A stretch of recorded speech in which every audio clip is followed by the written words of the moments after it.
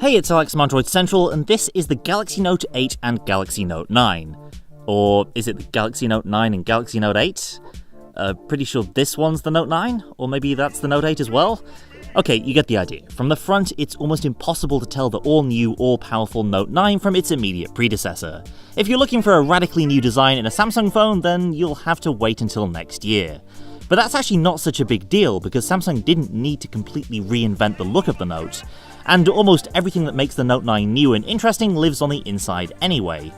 As much as these phones do look damn near identical, there are actually some size differences to behold. The new Note screen is slightly bigger with a 6.4-inch diagonal, up from 6.3 last year, and as a result the Note 9 is ever so slightly larger in all dimensions, though this is barely noticeable in person.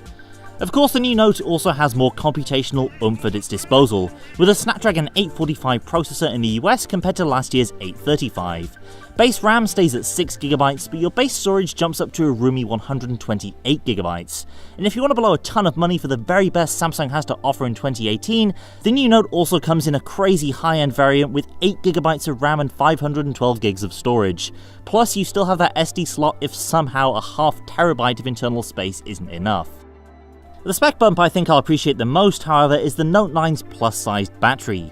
With a 3300mAh cell, battery life on the Note 8 was just okay most of the time. Under heavier use, it could be borderline disappointing. But with a significantly upgraded 4000mAh capacity, the Note 9 should be able to go much longer between refills. Samsung is advertising it as an all-day phone no matter how much you use. You of course have the same fast charging and wireless charging options as before too. Just as important, Samsung has taken the opportunity to reinvent the S Pen, the tentpole feature that makes a Note a Note. It's now Bluetooth connected, powered by a tiny supercapacitive battery that lasts half an hour on standby and charges while docked in the phone in 40 seconds. In addition to doing all the usual stylus things that we're accustomed to in a Note, the S Pen now acts as kind of a remote control for the Note 9. For example, in the camera app you can use it as a remote shutter button or to switch between cameras. Plus, even if that supercapacitor runs out of juice for the remote control features, you can still use it as a regular S Pen.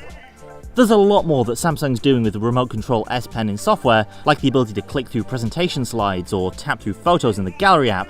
We'll have a deep dive in our full review, but suffice to say these new remote control features are by far the biggest upgrade to the software, which otherwise is more or less identical to what's currently on the Note 8.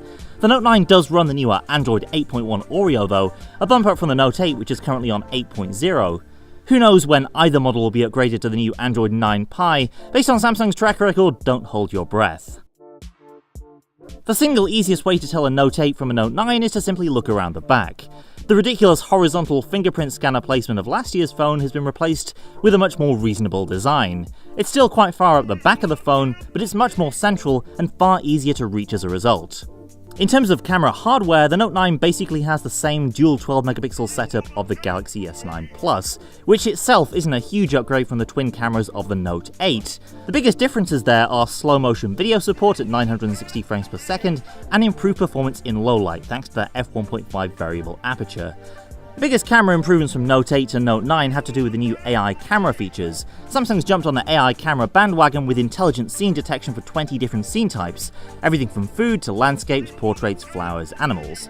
Like other AI cameras, it then adjusts exposure, white balance, shutter speed and other settings to hopefully give you the best shot. The camera also has a new feature called flaw detection to point out photographic pitfalls like backlighting, blinking in portrait shots and the like. That's all stuff that you won't find on the Note 8. So image quality may be pretty close most of the time, but the bigger difference between the cameras of these two phones is the feature set. Of course, you'll see a much bigger difference in image quality if you're coming from something like an S7 or even a Note 5.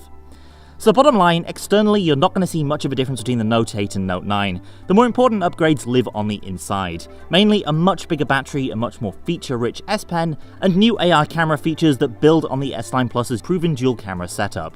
Oh yeah, and a rear fingerprint scanner you can actually reach this time. It's a substantial upgrade year over year, if not a massively exciting one, but stick around for our full review coming soon where we'll go into a lot more depth of what the Note 9 is capable of. Hit that subscribe button so you don't miss the rest of our Note 9 coverage. Thanks for watching, and I'll see you next time. Do